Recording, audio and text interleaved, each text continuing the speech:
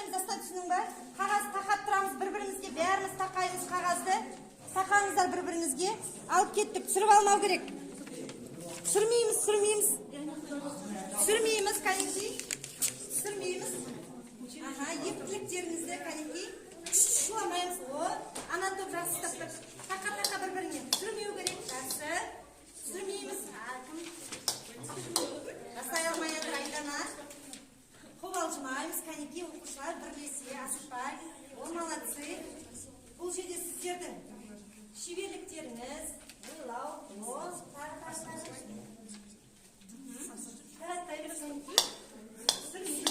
оқушылар қимылдаймыз, ұялмаймыз, қысылмаймыз.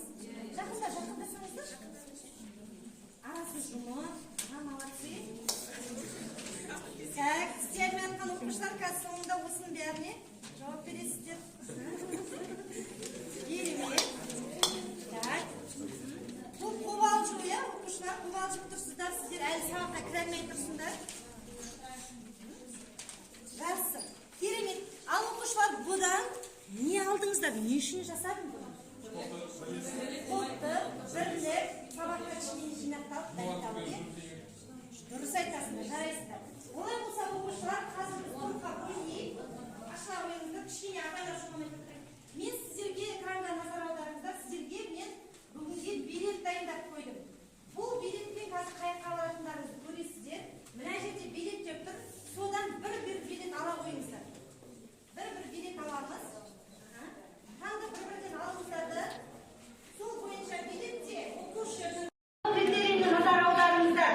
Ғаламшардағы жаһандық мәселенің туындау себебін табады, мәселенің салдарын анықтайды, мәселенің шешу жолдарын көрсетеді, өз ойын жеткізеді.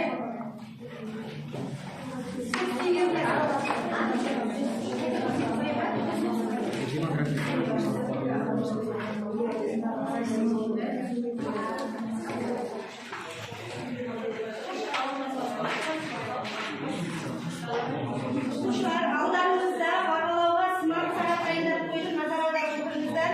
Әр қолдарыңызға киіп аласыздар. Әр тапсырмада орындаған оқушы сол балды жүйе төртке барасыз.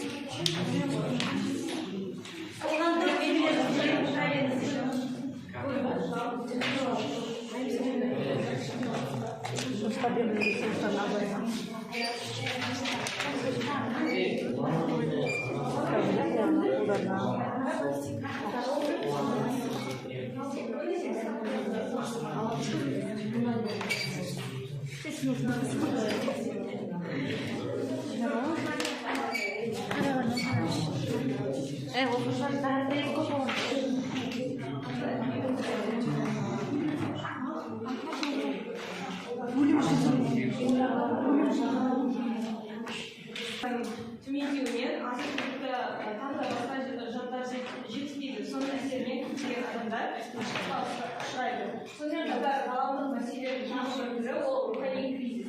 Жалпы 21-ші ғасырда адамдар өте қатты дамып кеткен десек те болады. Мысалы, Япония елдерін қарастырсақ, ол жақта адамдар күніне 16-17 сағаттан жұмыс істейді.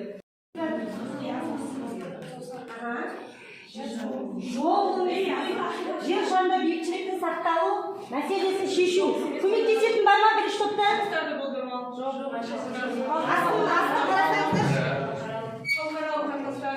Айтпаймыз сіздер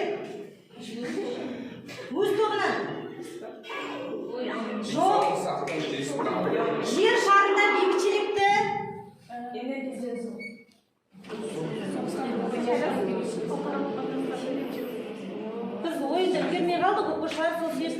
қайтайықшы. Болды, сіз енді отырдыңыз, ешқандай дау емес. Екінші, келе қойыңыз. Тапсырма қайта ұстайтын болдық. Тездетейік, уақыт кетіп жатыр. Бастаймыз. Так, жер шарында бейбітшілікті сақталу. Бұл, кәдімгі жылдамдық керек бұл жерде. Керемет, жарайсың. Бір балды тұтады. Келесі оқушы, тездетіп келесі сұраққа. Сұрақ. Адам мен табиғат арасында қарым-қатынасқа байланысты мәселе. Адам мен табиғат арасына байланысты. Сіздер жоғары класс болғасын күрделі ойын қойдым. Молодец, жарайсың. Балын көтере қой, келесі топ.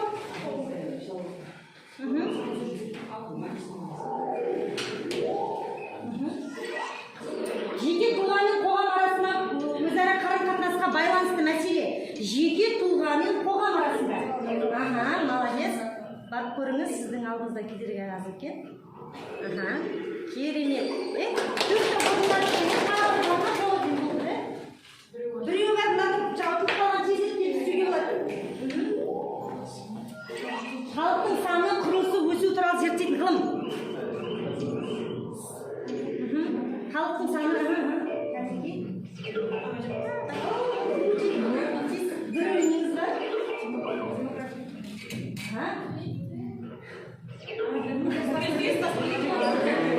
Қане? Айдана бір рет бастап Айдана бір рет кетіп ең бір өмірің ал. Ойлан, мықты болу керек, ұшқырлық болу керек. Уже болып кетіп қалды. Сіздерде жаһанданудың зардаптары оның біздің өміріміз үшін маңызды талдау жасаңыз. Сіздер күшті жақтарын, сіздер әлсіз жақтарын, мүмкіндіктерін, қауіп-қатерлерін екі-үш сөйлеммен топпен жауап берулеріңізге болады ауызша.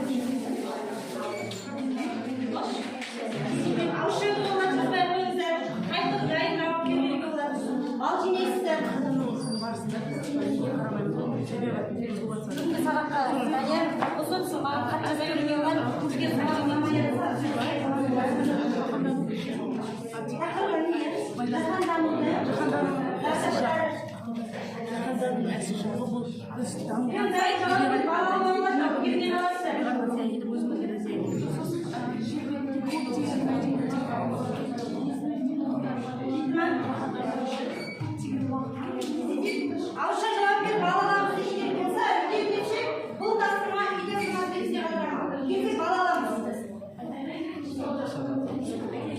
Жауап беріп, келе отыра қойыз. Так, ауызша тынышталып тыңдаймыз. Ауызша тапсырма жаһанданудың зардаптарына және оның біздің өміріміз үшін маңызды талдау жасар. Барлығы ретінде қазіргі 21 ғасыр ол технологиялар мен инновация заманы екенін білеміз. Және де бұл жақта дамудың әсерінен жаһандану даму, оның әсерінен біз экологияға әсерін айта аламыз. Күшті жақтары, да? Айтады тыңдаймыз. Біз қолымызбен өзіміздің елімізге зейнетер, өзімізге зейнеттеріміз.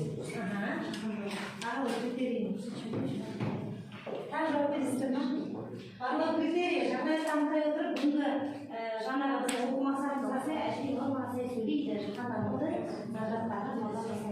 Яғни біздің айтқымыз келген жаһанданудың ол басты проблемасы ол экология мәселесі. Яғни біз ормандарды кесу үшін, яғни даму үшін ормандарды кесудің арқасында әсерінен бізде табиғатқа кері әсер етеді. Жаһанданудың ең басты проблемасы осы экологияны атай аламыз. Атай аласыз. Сіз тапсырса болды ма? Жауап беретіндеріңіз бар ма? Так, бағалау 1-2 балл. Көтере қойыңыздар 2 баллды. Қайта жауап бергісі келеді? Жаһанданудың қауіп-қатерлері. Мысалға айта кетсек, бір мемлекет болады. Ол мемлекет